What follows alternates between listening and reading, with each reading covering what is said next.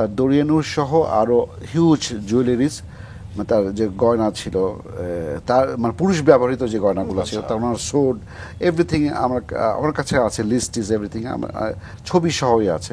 এগুলা ওই সরকারের কাছে মর্গেজ করেছিল।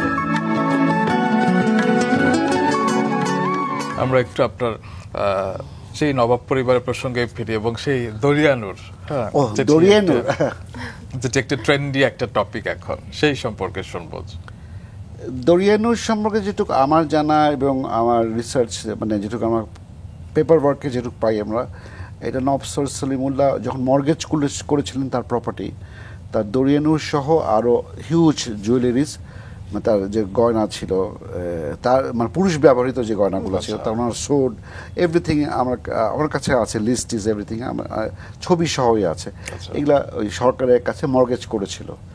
তো দরিয়ানুর যখন উনি মর্গেজ করেছিল তখন উনি তো 14 লাখ টাকা ঋণ নিয়েছিল ওনার, যেহেতু অন্য জায়গায় ঋণ হয়ে গেছিল, এবং 30 বছরের মধ্যে ওনার প্রপার্টি সহ সবকিছু ওনাকে ফিরিয়ে দিবে, অথবা ওনার সন্তানদেরকে ফিরিয়ে দিবে, ওনার বংশধরকে ফিরিয়ে দিবে।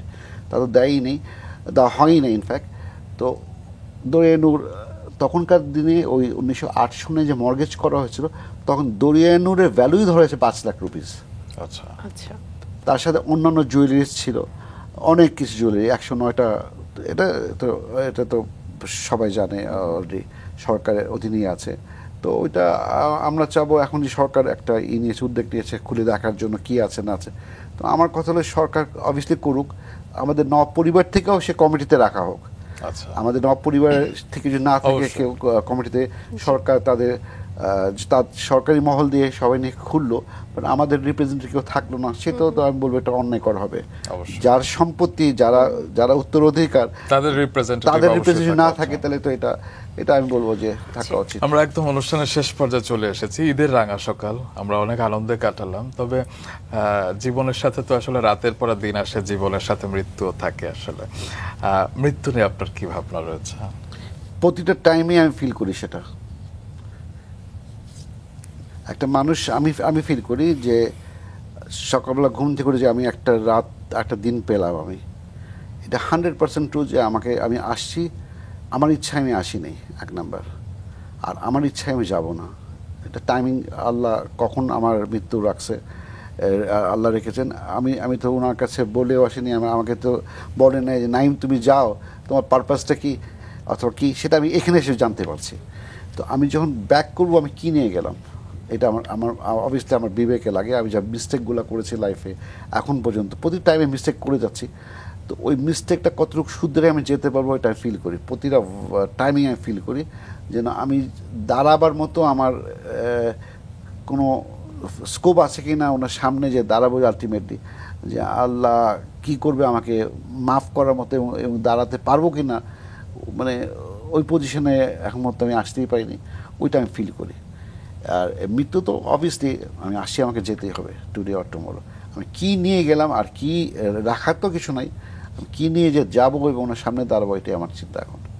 যদি কোনো অন্য দুনিয়ায় কখনো বাবার সাথে আবার দেখা হয়, ওই এক্সপেকটেশনের জন্য বেঁচে আছে, কিন্তু যেন আমি আমার মা বাবা, আমার ফ্যামিলি, আমার কাছের মানুষকে পাই। আদারওয়াইজ তো পারপাস নেই কোনো, এই পারপাসলেস লাইফ তো। আমি যদি নাই পাই ওখানে, তাহলে আমার এই পারপাস, এটা মোমেন্টের মধ্যে আমি আছি, এটা কি আমার ড্রিম আর এটা রিয়েলিটি, আমি কোন ডাইমেনশনে আছি, এটাও একটা ফ্যাক্ট, এটা বোঝার ব্যাপার। যদি সায়েন্টিফিক ওয়েতে আমি চিন্তা করি আমি কোন ডাইমেনশনে আছি। যদি স্বপ্নটা সত্যি হয়ে যায়, বাবা মার সাথে দেখা হয়ে গেল, প্রথম কোন কথাটি বলবেন? মাফ করে দিও আমাকে, অনেক ভুল করেছি তোমাদের সাথে। অবশ্যই তাদের আশীর্বাদ আপনার সাথে আছে, মাফ কিনা জানি না, তবে ভালোবাসা সবসময় ছিল, আছে, থাকবে। এখন তারা যেখানে আছেন, আপনাকে দেখছেন, আপনার ভেতরে আছেন। আমাদেরকে এত সুন্দর একটি সকাল দেবার জন্য আপনাকেও অনেক অনেক ধন্যবাদ। থ্যাংক ইউ দুজনকে আমাকে ডাকার জন্য। তোমরা ভালো থাকো সবাই, আর দর্শককে বলবো যেভাবে ভালোবেসেছেন আমাকে, আমার পরিবারকে, সেমভাবে আমাকে ভালোবাসবেন, আমার পরিবারকে ভালোবাসবেন, আমাদের জন্য দোয়া করবেন। Thank you so much. আল্লাহ হাফেজ।